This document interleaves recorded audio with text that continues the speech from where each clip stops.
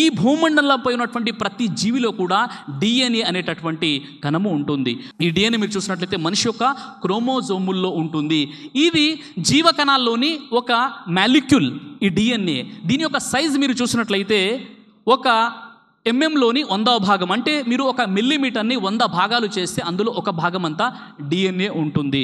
కానీ దీని యొక్క పనితీరు మీరు చూసినట్లయితే దేవుడు ఏ విధంగా పెట్టాడు అంటే సోదర మహాశయులారా, మరి ఈ డిఎన్ఏ ఏ విధంగా రికార్డింగ్ చేస్తుంది అంటే మనిషి యొక్క జనరేషన్, మనిషి యొక్క పుట్టు పూర్వతరాలు, మనిషి ఏ జాతికి చెందినటువంటి వాడు, మనిషి యొక్క కణాల ఇన్ఫర్మేషన్ మొత్తం కూడా డిఎన్ఏ కలిగి ఉంటుంది.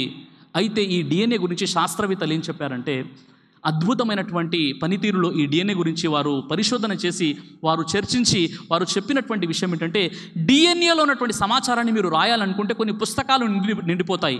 ఒక వ్యక్తి డిఎన్ఏలో ఉన్నటువంటి సమాచారాన్ని రాయాలంటే నిమిషానికి 60 పదాల చొప్పున కంప్యూటర్పై టైప్ చేసుకుంటూ రోజు 8 గంటలు అలా 50 సంవత్సరాలు రాస్తే ఒక మనిషిలోని డిఎన్ఏ పూర్తవుతుందని చెప్పారు. వారు అంటున్నారు, సైన్స్ అంటుంది డిఎన్ఏలో మనిషి యొక్క క్రియలు, మనిషి యొక్క వ్యక్తిత్వం సమస్తం కూడా రికార్డింగ్ అవుతుంది. ఎందుకు అవుతుందంటే శాస్త్రవేత్తల వద్ద సమాధానం లేదు. కానీ ఖురాన్ అంటుంది ఈ డిఎన్ఏలో మనిషి యొక్క సమాచారం మొత్తం ఎందుకు రికార్డ్ అవుతుందయ్యా అంటే, ఖురాన్ అంటుంది ఫమై యామల్ మిస్కాల దర్రతిన్ ఖైరయ్యరా వమై యామల్ మిస్కాల దర్రతిన్ షర్రయ్యరా. మీరు రవ్వంత మంచి పని చేసినా దైవం ముందు మీరు లెక్క చెప్పుకోవాలి. మీరు రవ్వంత చెడు పని, పాప పని చేసినా దైవం దాని యొక్క దుష్పరిణామాన్ని ఇస్తాడు.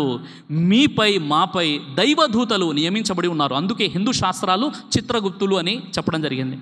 కాతిబిన్ కిరామిన్, దైవదూతలు.